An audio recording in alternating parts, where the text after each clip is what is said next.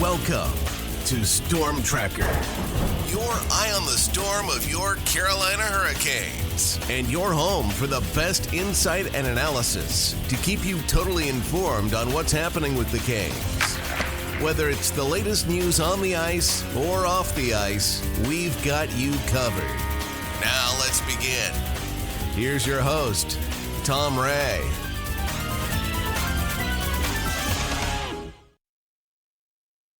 Well, it's great to be back. Away for a little while, as you know, and really excited to be back in the seat here and having some fun talking hockey about the Hurricanes. What a year, though. It's just incredible. We remember laughing a little bit through the season, saying some of the analysts didn't think the Canes would make the playoffs. And there they are in the finals of the Eastern Conference, and they won a game, which was great. So lots to build on. And lots of good stuff this year. But I wanted to, let's just touch base on last year. And Erin, what were your thoughts? Anything exciting jumps out at you? Things you didn't like? What were you thinking?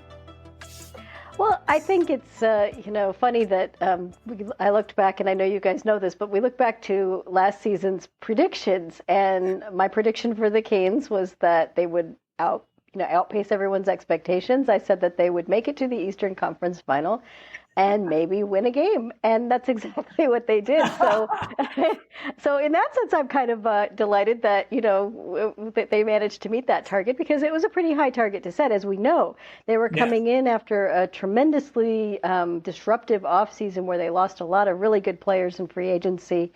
Yeah. They brought in players that, people weren't really expecting them to step up and be able to play the Canes way, right, as well as they did. So that was the pleasant surprise, I think. And I think Eric Tulsky has to be given a lot of credit for that, because a lot of people have said, well, he didn't bring in this person or that. Well, it was right for the time, because the team is certainly not going through any kind of a rebuild. And you wanted to bring in players that, would get the job done, whether it was for this year alone or for a couple of years, because we have a lot of people coming up in the prospect pipeline, and there's got to be room for them.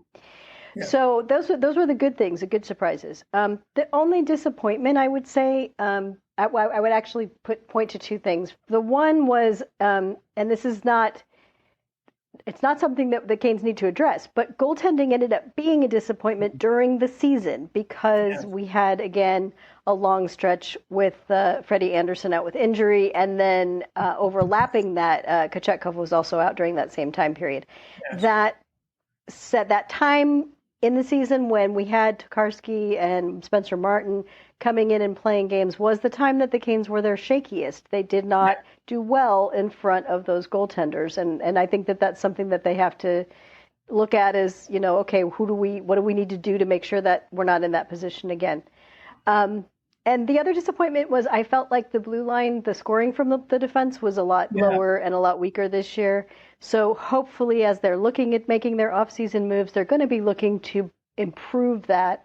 I think one improvement is just having the young rookie Alexander Nikishin projected to be in the lineup next season.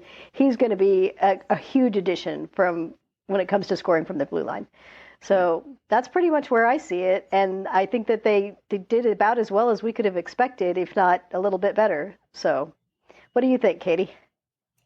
Yeah, I think that the Canes definitely outperformed the national expectation for them. That is without a doubt. I mean, we even had the very famous bold prediction from the beginning of the season where one reporter suggested that the Canes would miss the playoffs altogether, which Canes fans knew that was totally bogus to begin with. But that's kind of where they sat.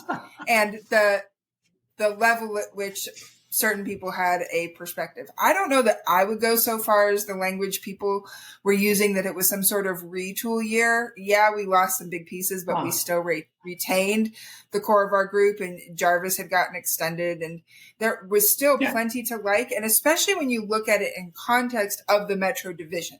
The Metro Division was not going to be a strong division. It was very obviously set up to be probably the weakest of the four divisions in the NHL. And I mean, we had some surprises for sure. No one expected the Capitals to do as well as they did, and no one expected the Rangers to fall on their face quite as dramatically as they did.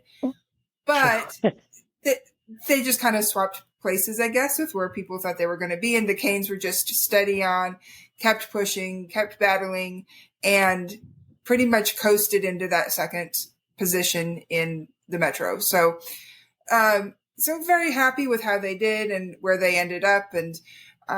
And the playoffs were a lot of fun. Once again, a lot of pundits were very dismissive of the Canes, even looking at, there were so many that picked the Canes to lose to the Devils, even though they knew the Devils were coming in shorthanded. I mean, it just goes to show how many people refuse to look at the Canes seriously.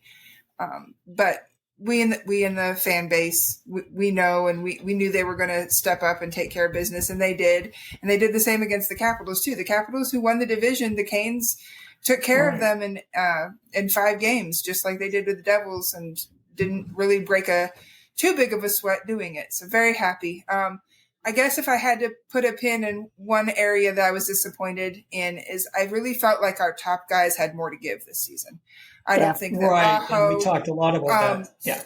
Forward he was still a top player, and he still had a bunch of big moments, but especially with where the Canes are and where they need to be in the regular season and the postseason, need more from Aho, need more from Jarvis, need more from Seth. They had moments, but they need consistency over just having moments. And so that would be an area for sure looking forward that I'm going to be keeping an eye on with the Canes and their top players. We know we're going to have Aho and Jarvis and most likely Svet there, but then whoever else they add in is, how do they step up? How do they produce? Is it going to be sporadic, or is it going to be reliable production from those top guys? So, but overall, great season. Fantastic.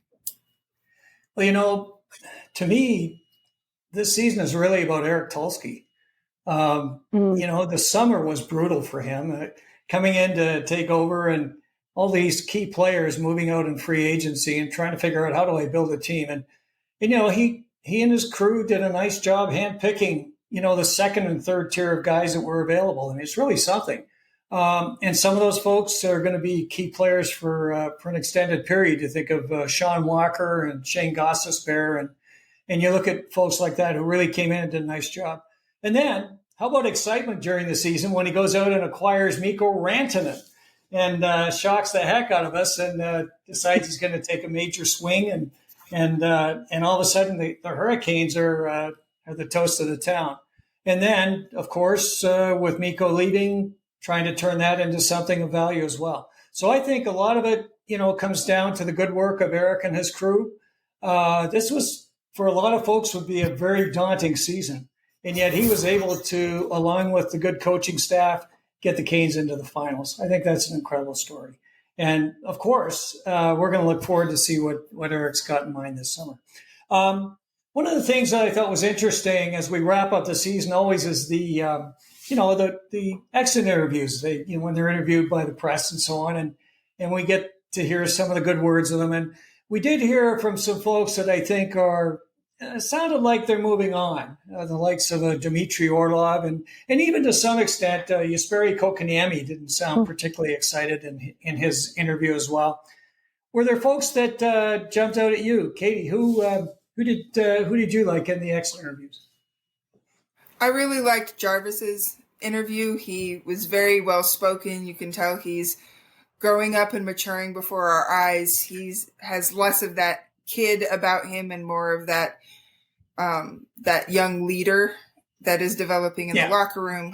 He talked a lot about his shoulder and what had been going on with that during the season, that had been re-aggravated in his plans for the summer, and that he's not doing surgery, but he's still going to try and strengthen it, and his mindset for playing with it come this next season. And it was encouraging to hear that he said, I don't have to throw a spiral in hockey, so I should be good. My injury is not going to be able to affect how I play hockey, that I'm still going to be able to do all of the hockey things that I need to do. And obviously part of it too is he is looking towards the Olympics and hoping to put together a season where he can have enough contributions on the Canes that he is selected to the Canadian Olympic team, just like he was selected for Four Nations. So I know that's a big thing on the back of his mind, and it's something I think we all want for him as well, because that would be really cool for him, just for, as a player, but also for us as fans to be able to watch him and see the way that he's able to contribute on such a big stage. We want that for him. But the other thing besides the personal injury piece that stood out to me is how he talked about, yes, he wants good players to be acquired this season to help round out the Canes lineup, but he wants them to be the right players, that not just anybody can fit into the locker room, that they have a tight locker room, that they are a family, that they have basically a spirit to who they are as a team, not just as individuals. And the most important thing for him is that whoever joins the team is somebody who will embody and embrace that same spirit that they have going on. And that was just so key from what I heard from the different exit interviews. And I love to hear that from him, because, if he's saying that there are a lot of the other leaders that think and feel the same way. Yeah, I think there's definitely a lot of pieces out there that I think any team in the NHL would want to get, especially free agent wise. But I mean, you have to make sure they fit with the team, with the culture. I think what we have in that locker room is really special, and you don't want to disrupt that. And I think that's a big reason why we got so far this year with the team we did, was how everyone bought in and everyone worked so hard just to get to the playoffs and prove those people wrong, and then make a run like we did was really special. And I think building off of that, when you can bring in high-end talent, that'd be great, but you also need to make sure they fit in with the culture and the way the team's organized. Well, I'm going to say that I really enjoyed the exit interview from Logan Stankoven, and I think that he was just so enthusiastic about being in Carolina, playing for the Hurricanes, fitting into the locker room. He said it took him about 2 weeks to fit in, and then after that, he just felt like he was, just one of the guys, and just his overall positive attitude. I think it was such a refreshing thing to hear after all of the Mikko Rantanen debacle and the speculation from the media. Oh, nobody wants to play in Raleigh, North Carolina. Here you have a kid who's clearly excited to be here and wants to be part of what's being built here. So that's just really refreshing to hear. And then he also talked a little bit about what he needs to do in the off season. He's talked about, getting specifically working on his foot speed, his skating speed, and his shot.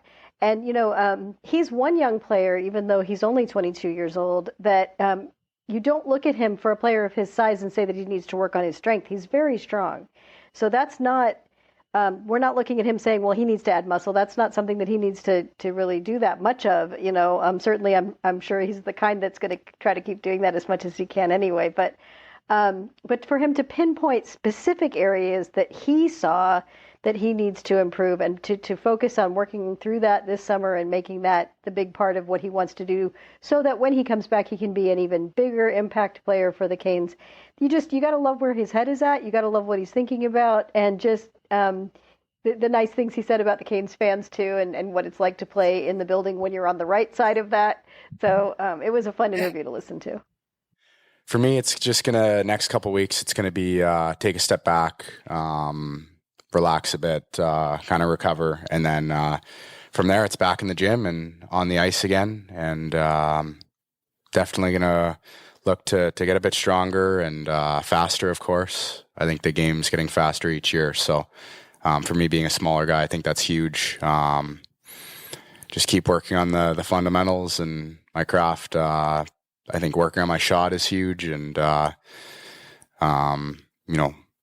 little bit of lower body strength and whatnot. So that'll be huge this summer. And as much as it's tough losing out now, I think once you kind of sit back and look at your summer, I'm excited for the work to be put in, and definitely I'm already kind of looking forward to next season and the future. So. Okay, so Logan, obviously very excited about the Canes and getting ready for next season. He's definitely buying in and drinking the Kool-Aid with the Hurricanes for sure. The other player I wanted to touch base on was Scott Morrow. Morrow came up, had a cup of coffee with the Canes, and really started to show some things, but you clearly saw that he's got some work to do. And I think what I was most impressed with Scott, he certainly handled himself well in the interview. And he talked about the areas that I thought he really needed to focus on. And that was clearly to get better foot speed. He's got to be quicker on the blue, and he's got to be stronger. And he realized, certainly playing against the Florida Panthers, that he's got some work to do. Like I said, just first and foremost, working on my skating, and then trying to get a little bit stronger so I can be more physical, especially in the defensive zone. So, I still feel like I have physically a lot of room to grow, and in terms of my body, I'm still a young kid, and I think there's definitely more I can add as far as just off the ice in the weight room. So that'll be a lot of my focus. Okay, so Scott Morrow, Logan Stankoven, Seth Jarvis, all three players that certainly look like they have a future with the Hurricanes, and they're certainly dedicated to come back in the fall and try to make a difference. So that's exciting news. But there's other exciting news to be discussed, and that, of course, is going to be the draft coming up and free agency. And, of course, there's lots of rumors of trades and so on. And I thought we'd have the chance to play armchair general manager today and have some fun with that. A couple of things about the Canes. They are probably one of the most enviable teams in terms of this summer opportunity that there is. Let's take a look at this. They've got $28.4 million in cap space. So Eric Tulsky had $1.50 last year in cap space. This year he's got $28.4 million. So I think he's going to have some fun with this. The Canes have 29 draft picks over the next 4 years, including 6 first-rounders. I mean, this is insane. And, of course, they bolstered that in the big Mikko Rantanen trade. That was a great move by Eric. A couple other key prospects who could be made available. Bradley Nadeau and Scott Morrow again were both on the AHL top prospect team. Now, this is an interesting team because a lot of the folks who come off those top prospect teams become significant NHLers. And, if you look at the team, they have 3 forwards, 2 defensemen, and a goalie. The Canes had 2 members of that team, and that has not been done before. So this is, you talk about the Hurricanes prospect base, and there's so many others we talked about this year. This is a pretty enviable position.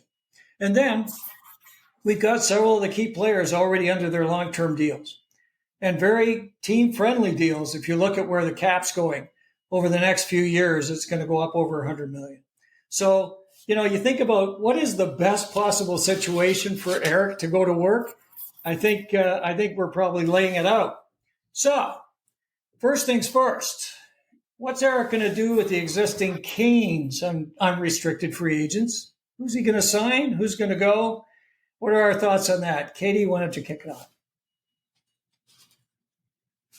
Well, with the current unrestricted free agents, I don't know that I'm particularly confident that any of them are coming back. I know there's been a lot of chatter about whether or not they are going to re-sign Burns. And I think that while the sentiment certainly is nice, I'm not sure that the practical application of him coming back makes a whole lot of sense, because it puts the Canes in a bind in 1 or 2 different ways, depending on where he's utilized. If you keep him up with Slavin, the same problems that happened this last season are going to continue and perhaps even grow because of the age-related regression.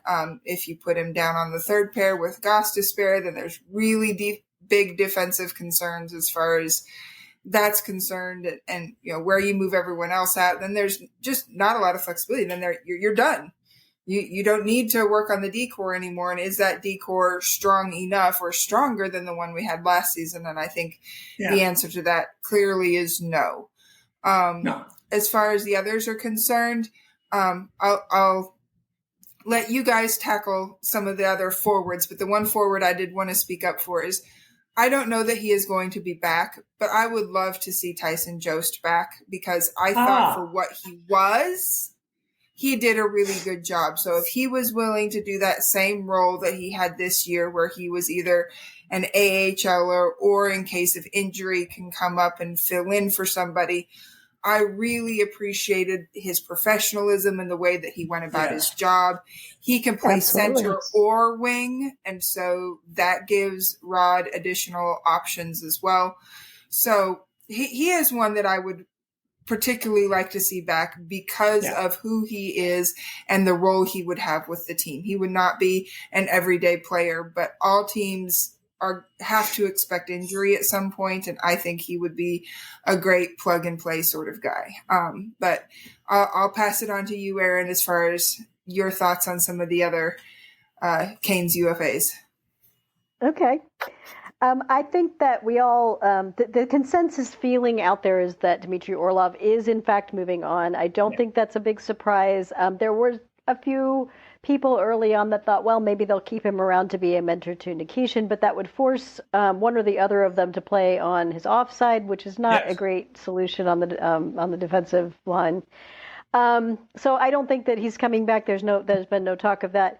It's been pretty much silent as far as Jack Roslovic is concerned as well. We have not heard anything. No. And I think that's just a reflection of the reality that Roslovic started out really, really well. He got a lot of goals for the Canes. Yeah. Things tapered off. But the truth is, because he played as well as he did here, he's going to get some good offers. And the Canes are not going to be interested in meeting those levels. There are teams that are desperately in need of help at center right now to a degree that we can't even really imagine. And the fact that Jack is one of those players who can play center or wing makes him a good versatile option for teams that are in that position that, they have to have somebody, and there are so many people out there right now looking for players who can play as in the middle six center roles, so I'm thinking that Roslovic will get the opportunity to do that. And I'm thinking that he would probably prefer that over a re-signing with the Canes where he would essentially be a winger and not necessarily have the opportunities to play center except here and there. And certainly at the price that the Canes would want him to accept, I don't think that he's going to want that price. Eric Robinson is the other one who has come in, there's been conversations. There's been little flutters of, well, we're getting close to maybe seeing him sign. It hasn't happened. And I think that my take on that is simply this. Depending on how the draft and free agency go for the Canes and what they acquire and what they have to maybe take on in order to acquire the things they want to acquire, they're not going to know if they have room for Eric Robinson until they get through that process. Not in a cap space sense, but in a roster position sense. Because there are some teams right now that would be willing to be trade partners with the Canes, but the Canes would maybe have to take a cap dump player back. And those are usually going to be your fourth line guys that, maybe don't get a lot of money on the market. So if the Canes are in a position where there's a great trade opportunity for them, but they have to take somebody back that's going to take one of those spots on the fourth line, and they've already got William Carrier on the other side, then there might not be room for Robinson unless he's willing to be a 13th forward. And at this point, I don't think he should be willing to be that. He had a terrific year with the Canes, and there should be a team out there that wants his services full time. So it might just be a question of a lot of moving parts. I'm going to agree with Katie on the Brent Burns question. I think as much as he is a beloved player in the locker room, as much as they would love to have him continue to bring his services, it goes back to what I talked about being the disappointment for the Canes this year is not getting the scoring from the blue line. When you look at Brent Burns' offensive numbers and how badly they collapsed between last season and this season, that is normal age-related regression. And I know that Rod Brindamore talked about in the Adam Gold interview how Burns is reinventing his game. He's becoming a great defensive guy. He's becoming a great penalty killer. The problem is the Canes still need scoring. And if you're not going to have that scoring in your defensive core, then you got to add a lot more on the forward side. And it's just going to have to wait and see how that all works out. So that's my take. Yeah, I mean, for sure, the Canes have to make a decision on the blue, and we'll talk a little bit about this. Do they want to go big? Do they want to try to get one of the bigger players that's available, if they are available? Or do they want to, kind of just add as needed with a, 6-7 defenseman? maybe in that situation, depending on the deal that Burns has available, maybe they decide to bring him back on a team-friendly deal. I'm not writing it off at this point.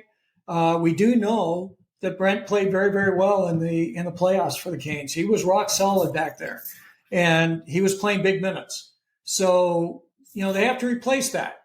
And so unless they can get someone that can come in and take some serious minutes, I think they're going to have some questions to answer. A couple of things. Hockey Comparables is an interesting site. They take a look at contracts and they try to get an idea of what you might expect in the next deal. They had Jack Roslovic at about $4 million over 3 years. He's definitely not coming back to the Hurricanes. I think that's for sure. No. They had Eric Robinson at $2.5 million for 2 or 3 years. That's not bad with the cap going up. That's a team-friendly deal if he's going to play minutes on the fourth line or fill in occasionally on the other lines. I like Robinson a lot, and I think he was a solid player all year. I would not be unhappy if he returned. Okay. But I'm kind of like you in this too, Erin, because the other situation we've got is if the Canes do make a move for a scoring forward, guess what? Somebody's moving down, and that's likely Jackson Blake or someone like that. So now you've got a bit of a logjam on the forward side, and it's going to be interesting to see how that plays out. So I'm kind of with you on Robinson. I think they hold off a little bit on that.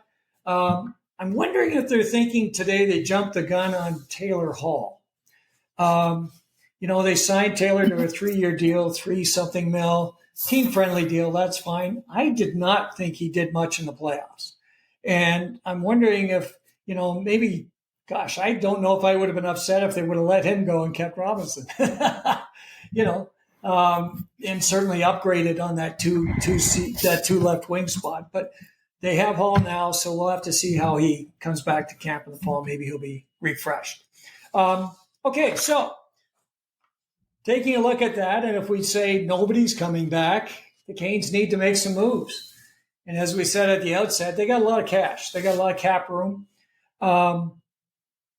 Right at the top of the list, they need a scoring winger. The Canes are still a little bit light in the offensive side. What do we got? Erin? Well, we're going to start with everybody's favorite free agent, Mitch Marner. I think I'm going to join the consensus out there that says that Marner is probably heading west. Okay. He's probably going to a big city. My personal thought is that, because there's been so much smoke and discussion about Vegas, I think Vegas is a very high likely, team. The Los Angeles Kings, the thing about the Kings is that they haven't done much in recent years. So again, it would be that same situation for Marner that if he was to contemplate coming to Carolina, is he ready to be the guy? Is he ready to be this player that, somehow puts them over the top? Where they are right now, especially, with they have an aging center core. They're still really good.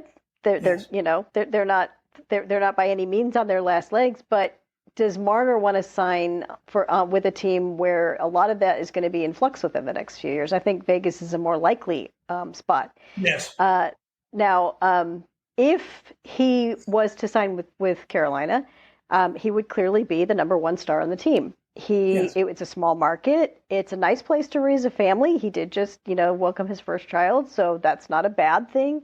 I'm sure that those kinds of things are being, the case is being made to Marner for those kinds of things. And there's a report today that he might want to go out and check out some cities and not sign on day one. I think there will be ink on a contract on July 1st. I don't necessarily believe that that's the case. But there's a lot of things that he would probably benefit. And the Canes would certainly benefit. I just don't know that a player of Marner's type is going to be ready to sign on the dotted line in a small hockey market when he's used to playing in Toronto. Anything's possible.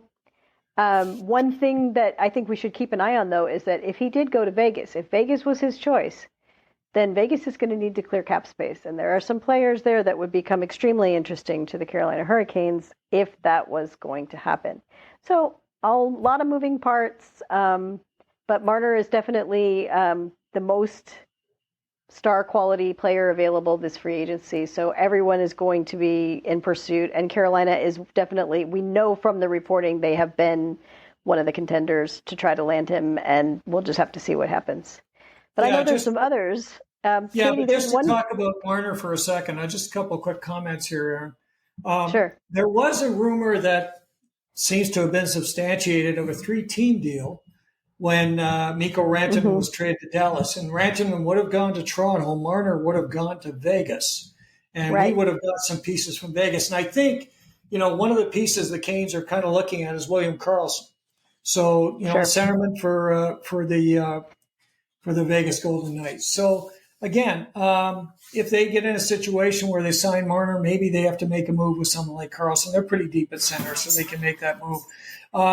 The other thing is, I think, if we look at Marner, we look at the fact that he's been playing in a big market. Is this going to be something that he wants to continue with? That's going to be a key question because, again, the Canes, a little bit of a different place, a different situation. The other concern I have, which is the optics of Jake Guentzel leaving and then, of course, Mikko Rantanen. So, you kind of hope that, that doesn't come into the mix. And he says, well, look, these guys don't want to play there. I guess I shouldn't either, maybe they know something I don't know. Anyway, I'm kind of with you on Marner. I don't expect necessarily he's going to be a Hurricane. It'd be great if he was. He's a heck of a hockey player. He's a Rod Brindamore type guy. As we know, he was 7th in the Selke voting. So defensively responsible and a 100-point guy. That's not bad. Okay, who's next? What do you got next, Erin? Well, I was going to turn this one over to Katie, actually, because this is a player that has been mentioned in connection with both of her teams, and that would be Nikolai Ehlers. There was even I saw a post today that you commented on X, I think, Katie, about someone speculating that maybe Colorado would do a Natchez for Ehlers swap because the Colorado Avalanche also like Nick Ehlers. So tell us about Nick Ehlers and why he would fit with the Canes and why you don't want him to go trade for Natchez. Well, first, I'm not sure that would really happen because of Winnipeg and Colorado being in division rivals. Of course, the rumors are all swirling around Natchez right now. It's Natchez for Ehlers, Natchez for Peterka, Natchez for whoever. Yeah, that's right. It's just crazy. I'm just so over it. You're but over as far as Ehlers is concerned, I've watched a lot of Ehlers, and he could fit with the Canes. He has some of the same concerns that I have, like with Marner. He is pass first, not shoot first. He's defensively responsible, but when the going gets tough, he doesn't get tougher. Same as with Marner. He really disappeared against the Avs, not this past playoffs, but the playoffs before, in the first round. And he I don't know. I understand that he's a fit for Carolina, but sometimes I think being a fit for Carolina is bringing in the same type of player that we already have, and we have those players. We don't need more of them.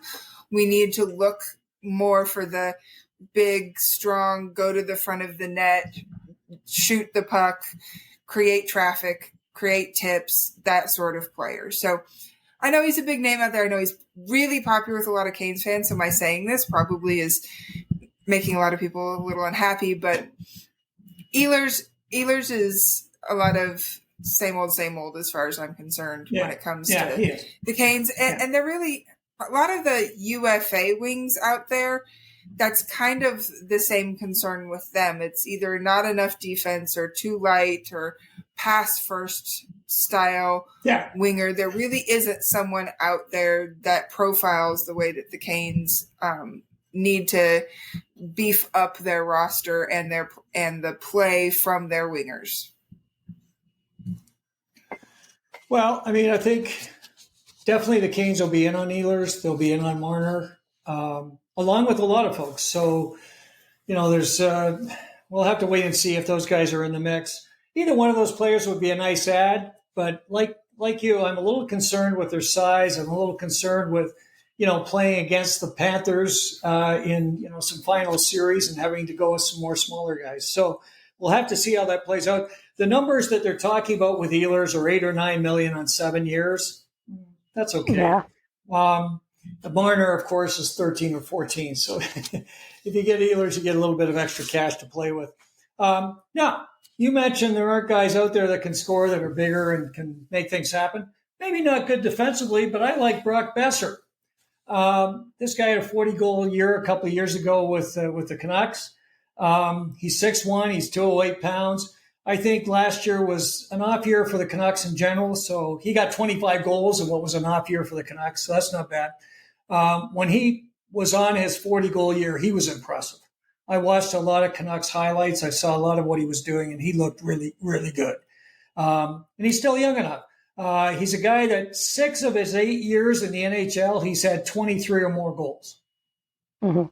So this guy scores. And the impressive part of that is that he has missed time with injuries. So these aren't 82-game seasons. Yes. If he can stay healthy, you could see somebody who could theoretically be quite a high goal producer. And that would be something that would be of interest to any team that acquires him is, if he can stay healthy, then he's probably going to have a really good season. So. And he's probably going to be under the radar a little bit because they're all going after Ehlers and they're all going after Marner. So a guy like Boeser, I suspect you could get Boeser for $7 or $8 million on a long-term deal, which is fine. I think he's 28, 29, so it's no problem. But he's a guy that, if they sign Brock Boeser, I would be happy. I think that'd be excellent. And that's what they need. He's not the best defensive player in the game. I don't really care. We've got like 18 other players that defense is first. So, so I'm kind of thinking I wouldn't mind a guy that gets out there and hangs around and just scores goals. Now, the other thing he does really well is the power play. So his numbers on the power play are very, very strong. And the Canes need that. They need a guy on the power play that can score. Get in front of the net, get in their face. We've been talking about this for eons. And that's exactly what Brock Boeser does. So, again, he becomes an option. If they don't do Ehlers, they don't do Marner, I'm okay with Brock Boeser. Okay, so that's one situation. The other situation on the forward side, which we beat to death, is still sitting there. And there are some players in free agency that are available, and that's, of course, the 2C spot, which has been the Achilles heel of the Canes for so long, since Vinny Trocheck left. And whether you like Vinny or not, he was definitely a solid center for the Hurricanes for a period of time. By the way, rumors are that Vinny might be available, so maybe we'll be calling the Rangers to get Vinny back. But just kind of fun stuff going on. As you say, there's so much out on the airwaves these days. You can have fun with just about any player that's out there. 2C situation. I thought we'd kick it off and say that one of the teams that the Canes are going to be looking at and talking to, I think, through all this activity of trades and free agency, of course, is the Dallas Stars. The Stars are in a real tough situation from a cap perspective. They've got $5 million left in cap space, and I think they have 16 of 23 players signed. They're in a world of hurt. So kicking it off at the center spot, they got a couple of guys that might be available, either or. That would be Matt Duchene and Mikael Granlund. Katie, what are your thoughts on these two guys? Well, I'll start off right away by saying I don't think Mikael Granlund works at all. He's too small. He doesn't have the strength in his game that would be needed for Rod Brind'Amour to trust him over Jordan Staal with the kinds of minutes that we would be needing from what we would call a 2C. We obviously know that Brind'Amour would not call it a 2C. It's very fluid with him, but what we would call a 2C, he just wouldn't gain that trust. So I'm not particularly worried about Granlund. Duchene's a little bit more interesting. He is a proven leader. He is strong in the locker room. He has great relationship with his teammates. This last season, he was a point per game player, really contributed a lot. And that was even on the Stars' third line a lot of the time. He can contribute on the power play. So just like Erin mentioned with Boeser, that would be an area that Duchene could really help, if not on the first power play, then definitely on the second. He's great at face-offs. There's a little bit of question on defense, but again, depending on who gets to be his line mates and who works with him, that can be worked with as long as those defensive lapses aren't super costly. Because the center market is a little thin, especially if someone like Bennett re-signs with his current team as he is expected to, it's going to get even thinner. And so if the Canes are going to go the way of the free agent market to find their 2C, it's probably going to be something that's a bit of a bridge over the next 2 to 3 seasons instead of a long-term deal. And that's another way that Duchene makes sense. He's 34, so another 2 to 3 seasons shouldn't be a problem. The Canes are used to that. They already have Stahl in his mid to late 30s now. Having somebody else in his mid 30s for a few years would kind of fit the way that they operate anyway. And I don't see that Duchene would rock the boat too much in that case. Yeah, for sure. And a quick comment on Granlund. Granlund may be signed to be a winger and have the option to go back into center at times. If they ended up with still going with Kotkaniemi, and I know that sounds kind of unrealistic, but it's always possible. A guy like Mikael Granlund would be a nice add because he can play the wing, plays extremely well in the wing, I think, more so than center. But he could go back into center, something like Roslovic did. So it would give you a little bit of depth as well. So, I don't rule out the fact he could come in as a winger center as opposed to trying to fill that 2C spot. I'm going to disagree with you there just because I've actually heard some interesting, I put it out on X and I said, what do we think of Mikael Granlund as an option for the Carolina Hurricanes? Yeah. I heard from a couple of interesting people. I heard from the Finnish scout, Anna Karvinen, who said that her impression of Granlund is that he does not fit the Carolina Hurricanes at all. The way that he scores is primarily off the rush. The Canes have a very low transition game. There were a couple of other points that she made that kind of went along those same lines. And then I'm not going to say his name right. I apologize. I can't remember how to pronounce it. Dan Kingerski, who reports for the Pittsburgh Penguins. Yeah. He chimed in and he added that he agreed that Granlund would be a very bad fit for the Carolina Hurricanes, that he did not do well in the system in Pittsburgh, and that Rod Brindamore's system is that plus even more so. Okay. So he did not think that Granlund would be a player the Canes should pursue at all. So I love when people with that kind of background and knowledge and inside information speak up, because they both like Granlund. They both think he's a really good player. He's a nice player. But their first impression is not for the Carolina Hurricanes. He would not do well there.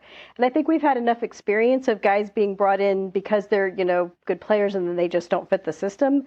I don't really think the Canes should repeat that. So hopefully they've got the same intel. So, and more so. And I'm pretty sure they do with Tulsky in charge. And Eric, and as you know, Eric he's focused on doing that. So if this is actually the case, and I haven't watched Granlund that closely to see if he could fit this, the style of Canes, just a nice player. I think he's a good player. That's why I love getting this kind of, because nobody has time to watch every team and see everybody. Yeah. I wouldn't know what Granlund, but to hear from people that have this really good inside information, it's wonderful. That's one of the things I love about being part of the hockey community on Twitter. I just love guys that score hat tricks in the playoffs, though. Sorry. There you go. So back to Duchene and the discussion of a kind of a bridge player, which we've been talking about. And I think the other one, if he's available, and this is to be determined, is John Tavares. Tavares is an elite player. He'd be great for any team. I don't think he's going to be available because with Mitch Marner moving, the Toronto Maple Leafs have no reason not to re-sign Tavares, and I'm almost 100% certain that they will. What do you think, Katie? Agree, and I also think that his foot speed is a bit of an issue as far as playing in the system that the Canes like to play in, that he would struggle there perhaps. So definitely it's just unlikely, period, because I think he's going to stay with Toronto. But secondly, I as good as he is in a lot of areas, I'm not sure that he would work with the way that the Canes do their offensive attack, especially in transition. And I don't disagree with what you're saying. I don't see John Tavares as a Hurricane, but he is out there, so I thought we should mention him for sure. The only other center that anybody talks about is Pius Suter with Vancouver. I have no particular interest in Suter. Anybody? Nope. I think he's more of, again, there's another player that's more of what they already have. He's a 3C at best who has been having to play 2C in Vancouver because of their shaky situation once JT Miller left, but no one expects him to continue there. And, you know, he's, I think, is he 28 years old? I believe. And he just now, I think he had his season career high of 20 goals and 45 points. And that really came from getting those extra minutes on deployment. So no one sees him staying in that role. It's just not his role. So if we want another 3C, sure. But if we want to go get a 2C, I think, he's not a big player. Are we going to corner the 3C market and make other teams come begging to Carolina? I mean, it could be an interesting strategy, but no, I don't think so. Okay. So generally, I mean, as we look at the center ice side, there's not a lot available, and there may not be anything available on the free agent market. So we're going to have to talk a little bit about possible trades and other things to solve that. A couple of other quick things. The defensive core, we talked a little bit at the front side. You know, do the Canes go big or stay home? Do they go with mostly what they have and get a player here or there? There's only two significant free agents that are available right now in defense, Aaron Ekblad and Ivan Provorov. Those are the two top names. And it sounds like both of them are staying home. Yeah. So if that's the case, then we can take those off the docket as well. I mean, Aaron Ekblad to me would be the ideal pick for the Canes. They could pay him $8-9 million. I don't care. He would be unbelievable alongside Jacob Slavin. I can't imagine a better first pairing in the league. He's a tremendous player. 6'4", 220. He's everything. That guy's just an incredible player. But is he going to be available? We'll wait and see. If for whatever reason he decides to go to the open market for more cash or whatever, I'm sure the Canes will be all over it, but I just don't see it. A couple of other guys out there. There's somebody I've been taking a look at is Nick Perbix. Now, here's a guy that's a younger defenseman. He's 27. He's, again, 6'4", 200-plus pounds. Good, solid D player. He's worked very, very well in Tampa. I don't know what their plans are for him, but he would be available on a friendly $2.5 or $3 million deal for 3 years. This is the kind of guy I think would be a nice add to the Canes. He could play alongside Shane Gostisbehere. He's a solid defensive defenseman. And again, he's still a young guy, so he's got some upside. So, there's players like that floating around that are out there. You've got a bunch of veterans that, if the Canes decide I'm just going to add a 7th D or somebody that can fill in a 6D, you've got, Brian Dumoulin, who I thought was phenomenal for the Devils. Goodness gracious, he played 30 minutes a game. And he's out there, and he's probably a $3 million deal for a couple of years. Ryan Lindgren, I don't know what his plans are with the Avalanche. Katie, is he staying with the Avalanche? It doesn't look like it, no. Doesn't look like so it. He'd be in the same range, $3 or $4 million for 2 or 3 years. Henry Jokiharju is out there, $2 or $3 million for a couple of years. These guys are okay. They're fine defensemen. They're not great. Nate Schmidt. I love Nate Schmidt. I think he's been sensational for Florida in that 5-6 role.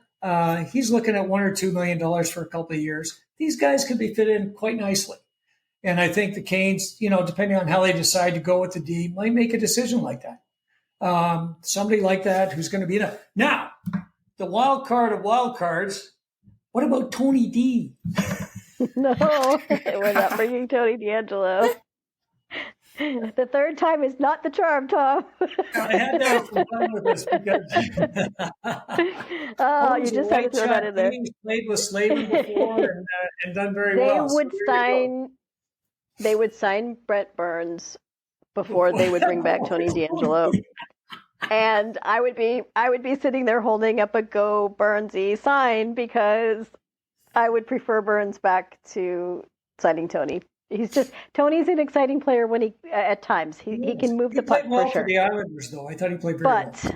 But he's just too volatile of a player, and that at this point in the Canes' evolution towards a true Cup contender, the last thing they need are players of that caliber. I would rather have them call up Dominic Fensore and see what he can do for a little stretch of time. than bring Tony DeAngelo in, because they're, if you want to talk about a really fast, kind of on the small side, but puck moving defenseman. I mean, I was impressed with Fensore. I'd give him another shot. Don's incredible. I'm glad you brought up his name because he's one of my favorite players coming up. I liked him. We very short sample size, but I liked what I saw. So I'd be more than happy if they have to.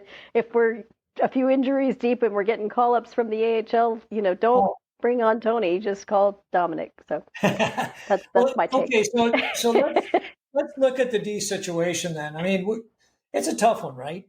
Right. If you take a look at, the free agent situation, if you can't get one of the big fish, your defense isn't good enough.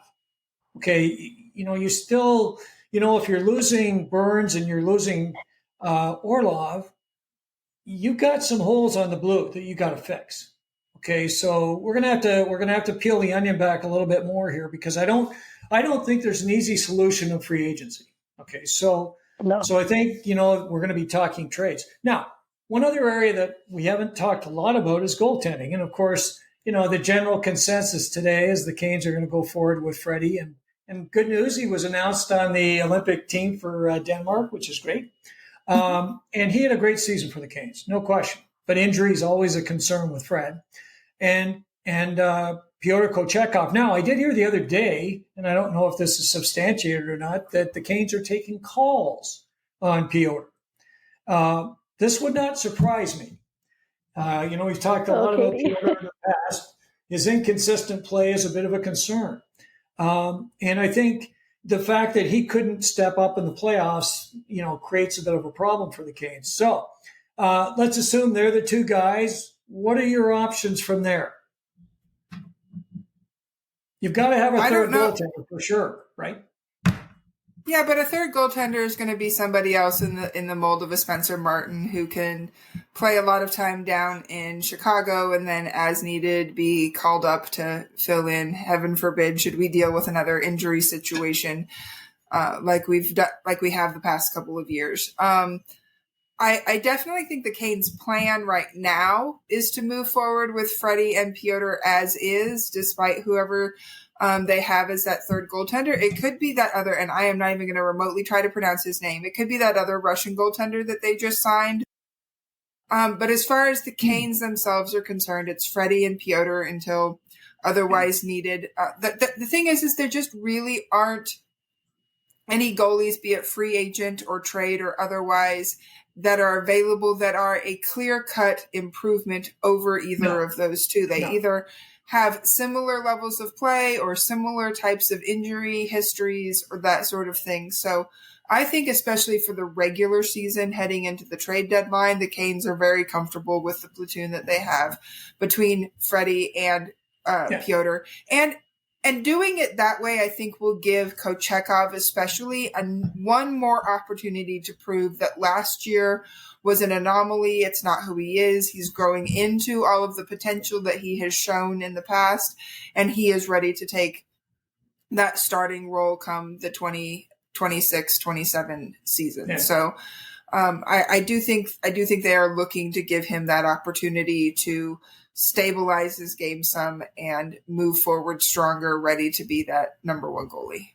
What about you, Erin? What do you think of the goalie situation? I actually agree with you. I agree with you because, I mean, they might be taking calls because they might be taking calls on everybody. And, if there was, I think that those rumors go around. But I think that unless a really superior goaltender was coming back in that trade, they wouldn't be listening to any of those calls. So, and there aren't, like you said, there aren't that many that are known to be available unless somebody is going to be shipped ahead of hitting UFA status, which that would probably be happening at the trade deadline, not now anyway. So I think that when you look at Kochetkov's season last year, you have to take into consideration the fact that there was that huge block of games between Freddie going out for what eventually became knee surgery and Freddie returning. So not only was Kochetkov himself injured with a concussion and out for 2 weeks during that stretch, but then he had to do the returning from a concussion scenario. We know, because we've seen this before, Kochetkov had a concussion last season. When he came back, it took him a good 10 to 12 games to really get back into the rhythm of things, because guess what? Concussions leave a bigger impact on players than anyone in the NHL ever wants to talk about. So I think that you have to have a season where Kochetkov is healthy, and also where either Anderson remains healthy, or they maybe have that third goaltender that's a little bit better than a Martin or a Tokarski who can come up and help lighten the load. Because when you're asking, I mean, there was a stretch of games there where Peter was going every night, and he was doing reasonably well doing that, but they're not used to that because they run a tandem in Carolina. That's not what they're prepared for. That's not how their game focus goes. He still kept them in it more nights than not. So I think he deserves some credit for that. You know, that was a lot to ask of a young goaltender. So I don't see the organization having negative thoughts about Piotr at all. I think if anything, when you look at the goaltending breakdowns that happened over the course of the year, and this is true for the times when Freddie had some as well, you got to look at the defense. The Canes' defense was not at the level last year that it has been in previous years. And I'm talking team defense, not just the defensive players, but that a lot of it flows from the blue line, you know. So I don't think that the organization is saying, oh, this is all Peter's fault, you know. I really don't. No, I don't. I want to throw one more thing out there, though, real quick, Tom. It just occurred to me. If they don't go for somebody in the mold of a Spencer Martin for a third goalie, what they're going to look for is they're going to look for a rehab project. Somebody who can pass through waivers because nobody else wants to touch, but who has NHL experience and can come in and hold the fort for a while someone's out with injury. So the first goalie that comes to mind, and there are others, but the first one that comes to mind is someone like Alexander Georgiev. He just fell off the face of the planet for the Avs and for the Sharks this year. But if he wants to have a chance to stay in the NHL, this is the type of player I'm thinking of. If he wants a chance to stay in the NHL, he's going to have to swallow his pride a little bit, take probably a third goalie type position, because I'm not sure any team's really looking to have him even as a backup. And be patient, take the opportunity in the NHL to figure things out, and then when opportunity presents itself, and then on a team like the Canes, it's more likely than not that there will be ample opportunity presenting itself. Then see what he's able to do for you. So that would be the other option, is either somebody who is really more of an AHL goalie who can come up and spare, do some spot work as an NHL goalie like Martin, or you're looking for a reclamation project like Georgiev, someone that they feel like they can perhaps help to rediscover who he is for a season and provide some insurance that way. If the Canes sign Alexander Georgiev, I'll scream. Oh, man. I watched some of his action. I watched a lot of his action with San Jose, and I don't think I've seen a bigger sieve in my life. But that's okay. He might get back to his normal game. Okay, couple of quick things. The only goalies that are available that we know right now by trade are exactly what you said. They're not the ones we're going to want. Thatcher Demko and John Gibson. Both of them solid goaltenders for sure, but injury problems, Gibson getting older, I don't see those guys as the solution.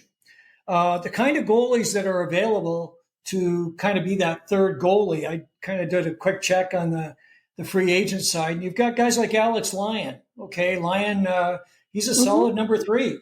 Okay, and he can go back to the American Hockey League and come up, and he's definitely a guy that showed with Detroit at different times he can play. You've got guys like Dan Vladar. He's a free agent out of Calgary. I'm not sure anybody else wants him, but he's a guy that could be interesting. Maybe Anton Forsberg out of Ottawa. Forsberg and ex-Kane. So there's goalies out there, right? Vitek Vanacek is a free agent. All these guys are like $1 to $2 million a year. So they're peanuts, right? And you can bring them in, and I think most of them would clear waivers, as you'd say too, Katie. Nobody's rushing to get these guys. So I think there's a number of goalies that would be better than Spencer Martin and Dustin Tokarski. And I think the Canes will specifically do that, because don't forget, the Canes are only paying like under $6 million for their goaltenders, like 5.5. It's ridiculous. Like, it's insane. What's Bob? Is he 11? I think Bob's 10 or 11 million a year. 10. So another $2 million or $3 million for the Hurricanes on a goaltender is nothing. And they know they need a third goalie. They got to have one because there'll be injuries for sure. So, I mean, at this stage, I tend to line up with you on this, that they're going to bring somebody in that's not a number one goaltender. I think they're going to keep the two guys they have. Good grief, to have them on $5.5 million deal. That's insane. So they've got an opportunity to bring somebody else in that's played some NHL hockey as well. So if it's Alexander Georgiev, wonderful. That would be funny. That would be a scream. Okay, so I guess the kind of sadness about all of this is that we know next year is a much better year free agency wise. Yeah. This year is pretty skimpy, frankly. And Eric's got all this money, but I don't know if he can spend it. Last year it was easier to get tier 2 and 3 guys, but this year there's hardly anything on that top tier that he's going to want to go after. So that moves us into the next phase and the final phase of our discussion, and that's the trade side. Eric's proven he has no reluctance in making trades, and he has no reluctance moving players off the Canes. So, there's very few untouchables. It's not like you're going to sit there and say, he's not moving this guy, he's not moving that guy. He might, other than very few. He's not going to move Aho, he's not going to move Slavin, he's not going to move Jarvis. But I think almost anybody else could be moved in the right kind of deal. So, what are we hearing in terms of possible trades? Who are the big names that are floating, and are any of them seemingly potential and of interest? Erin, what do you got? Well, I know that the Twitter world has been just aflame with talk about Dallas Stars players, because we all know what the Stars are up against. They're going to have to make some moves to move cap off. And the big topic of conversation probably for the last week or so has been whether or not they would be willing to trade Jason Robertson, because Robertson, I think, is a UFA next year. Yeah. They're, excuse me, they're obviously going to want to get ahead of that situation and to be, either to re-sign him early or to go ahead and make a trade that will be advantageous to them. Yes. He's clearly the kind of player that the Canes would love to have. There's no question whatsoever about, somebody who's had a couple of 40-goal seasons and all the rest of the things that he's done. The problem is that rumor mill tends to get ahead of reality, and I think that there's been a little bit of a weakening of that position that he's going to get traded. I think that more people are kind of looking at it and saying, realistically, the Dallas Stars are not a foolish organization. They're not going to hand over their top goal scorer. They're not going to make this move that's going to put them into a lot of difficulty and trouble. They did not bring in Mikko Rantanen to trade out Jason Robertson. That is not the thinking here. So probably what will happen is that we'll see other players from the Stars realistically available as they try to shed cap. Apart from, discussions we've already had, I think that the player that they would be interested in possibly would be Mason Marchment. Yes. I think that, I'll probably let Katie talk a little bit about what he's like, because you've seen him play more since that he's in the Western Conference. But the one thing I would say is that the only hiccup that might happen is that we had that big rumor that he was going to come, and I was on free agency a couple of years back, and he was going to come to Carolina, and then he chose not to. So that's just one of those things that you don't know for sure if the player would be interested, and I don't know whether he has any kind of trade protection. I didn't look into that. But what is he like as a player, Katie? Marchment is very sandpapery. He gets under your skin. He participates in a lot of different antics. Avs fans were definitely complaining about all of the faked plays that he had to try and draw penalties, a lot of times successfully drawing a penalty. And like, come on, refs, can't you see he did not get high sticked? So if he were to come to Carolina, I hope he would perhaps play a little bit more on the up and up, but he definitely has that size and that grit and kind of that edge to him that a lot of us have said that the Canes are needing. So that would potentially fill a role. Where he actually fits on the roster, though, is tricky, because you're not going to put him with Stahl, and he's not really super, he's not really that scoring winger that you would want him up next to Aho or whoever the 2C is. So Do you really want to bring him in to be a third line? I mean, maybe it could be interesting. Jankowski, Marchment, and Carrier would be a really, really hard, heavy fourth line to play against. But it just kind of goes to what the Canes need and their priorities. I wouldn't be surprised if the way that the Canes go is more in the direction of trading for an RFA instead of a UFA. Robertson actually is an RFA for one more season. He's an RFA next year. So, but it's only for one, and then he'd be a UFA for the season after that. So it could potentially get him for 2 years because of that RFA year. But I think they might look into somebody who's more along the lines of showing a lot of promise. That's more of the 24, 25 years old RFA that still would have 3 or 4 years of cost-controlled contribution to the team. The one that a lot of people are talking about being traded because he's expressed a certain amount of unhappiness with his current team is JJ Peterka. He had a really good season last year. I think over 20 goals and 60-some points. And so, and he's growing. I mean, just every single season seems to be getting better for him. And so if he were to continue a similar trajectory, he could work really well, especially say on the second line, not the top line. So any other trades for wingers, I think that Robertson is an intriguing one. Marchment's an intriguing one because of the nature of where Dallas is and the fact that Carolina holds 2 of their first-round picks within their control. And so that's one advantage that Carolina has that no other team can say because of the value of those picks to Dallas, especially because they're conditional, so it affects the following year's picks as well. But you go beyond that, I think the Canes are looking more of a second-line winger something with that's RFA where their costs where they can pay them, but they will have term, they'll be cost controlled, that sort of thing. Yeah, a couple of things on that. You're right about Dallas. I mean, they are really skimpy on their draft picks. As you know, they sent a good number of them to the Canes, not just those 2 first-round picks, but others. So they're pretty skimpy on the draft pick side. We would be a good partner for them, and we've done deals with them before, so that's good news. You look at, I keep thinking we're going to sign a winger. So that would mean that most of the activity would be at center ice, unless an opportunity came for Jason Robertson, which changes everything. But let's assume he's not available. Now you're looking at center ice, and you got to start to think about how can the Canes solve their center problem. Now, we know they spent a lot of time with Vancouver last year trying to craft a deal around Elias Pettersson. Now, interesting thing about Pettersson, folks keep thinking he's off the market, but here's something interesting. His no-trade clause kicks in July 1st. Okay, so if the Canucks are thinking about moving him at all, they're going to want to do it before the draft or around the draft. And the other thing about Pettersson is he's on a pretty fat contract, a multi-year deal that goes for another 7 years, and it's like 10 or 11 million a year. It's a huge contract. And he had a terrible year last year.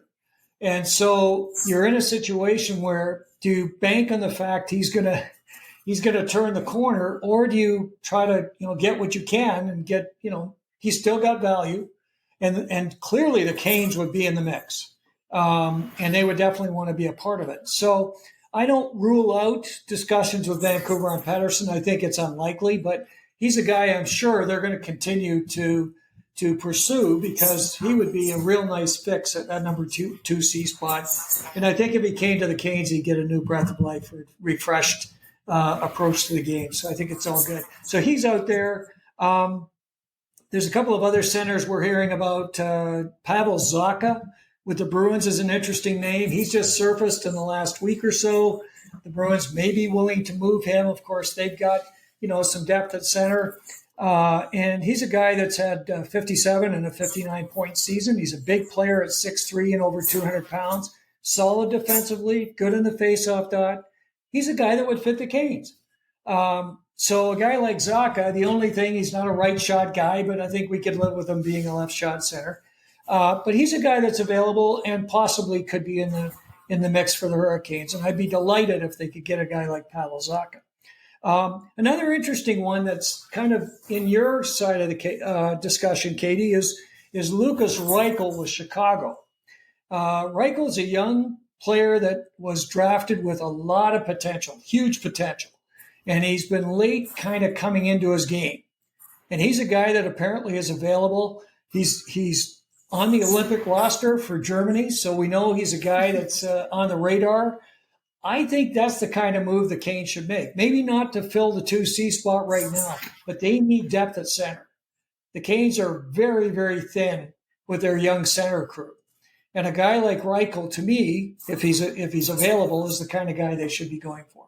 There's just not a lot of guys like that, that look like they might be on the cusp of going to the next level with their game. So he's a name I'm very kind of interested in because I've been watching a lot of Blackhawks the last few years, and he occasionally looks like a decent player. So anyway, again, not a whole lot of discussion yet. We talked about that. Still early days. The blue line, again, we talked about the blue line. Do the Canes make a move on the blue? If they can't sign a big free agent, what are they going to do if they don't bring back Burns and Orlov? What's out there? Well, one of the names is Rasmus Andersson. What do we think about him? I'm very intrigued by Rasmus Andersson. He looks like he has a lot of upside. He had a down year this last year, which might make certain teams hesitate, but I think a lot of that just had to do with the fact that Calgary had such a roller coaster year, and I believe he was less the cause or contributor to that roller coaster and more of the victim of that roller coaster, and that he still has plenty to give. As Erin has noted on X, I think even today, that Calgary is looking to shore up their center depth and would like a young 3C type center.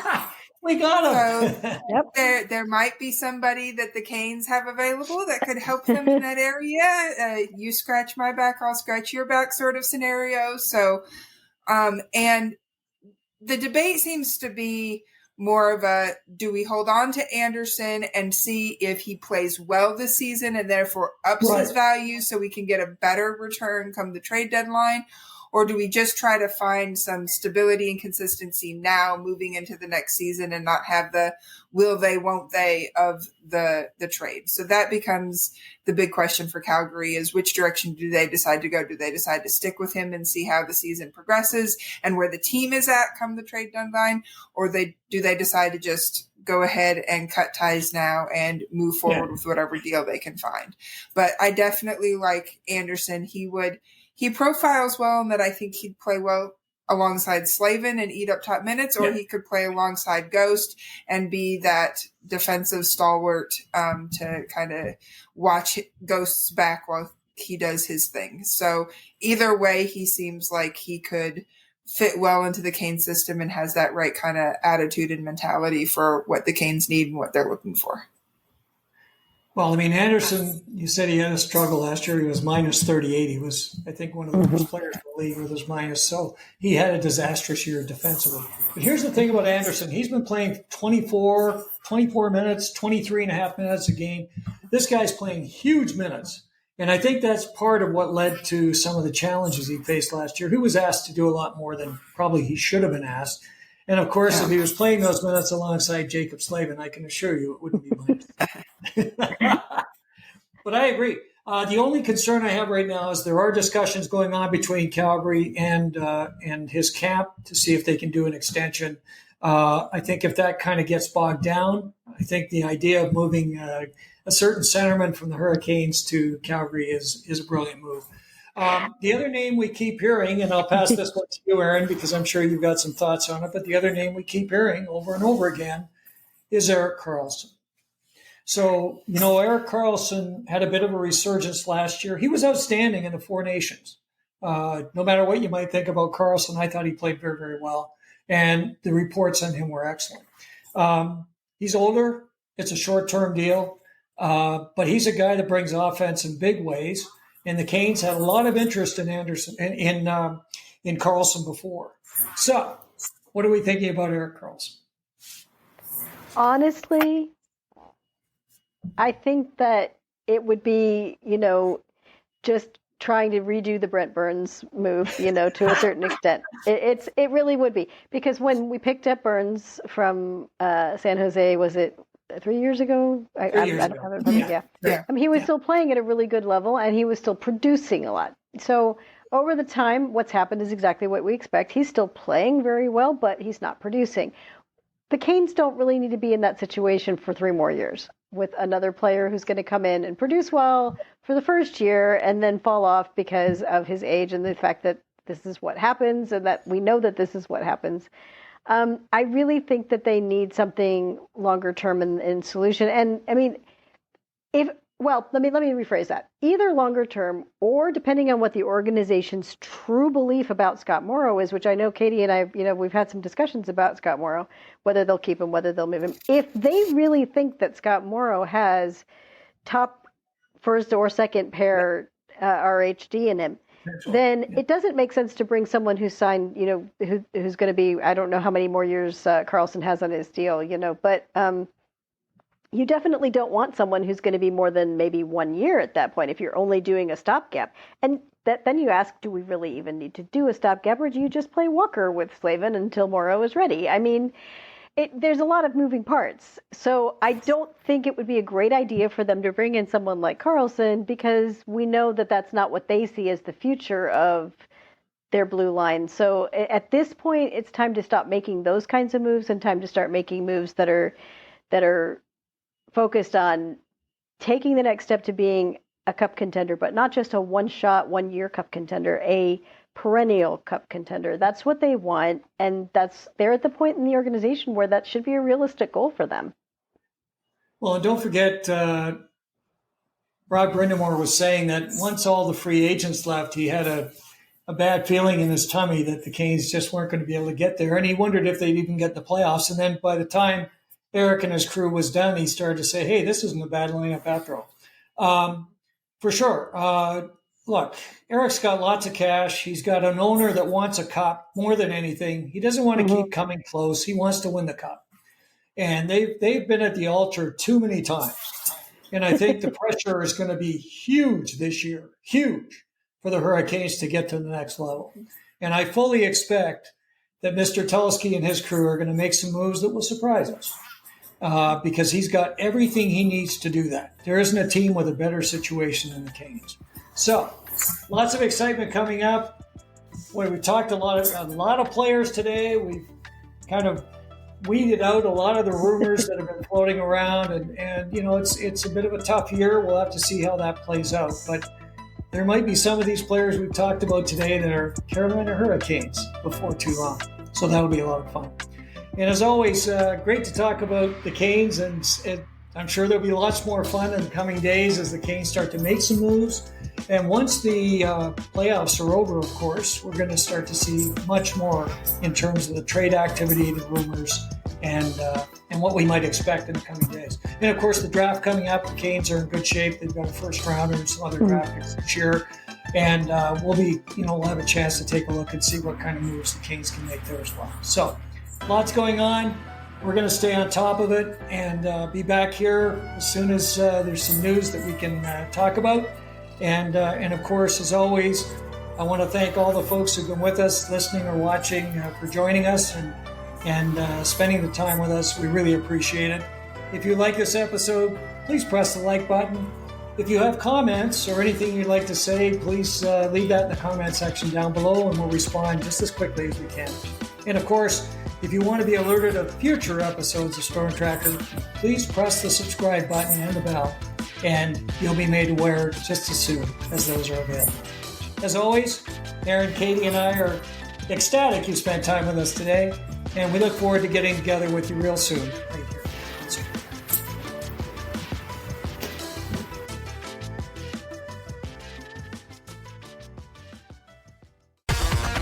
Thanks for listening. Be sure to like, subscribe, and tell your friends for everything with the Canes you need. Storm Tracker.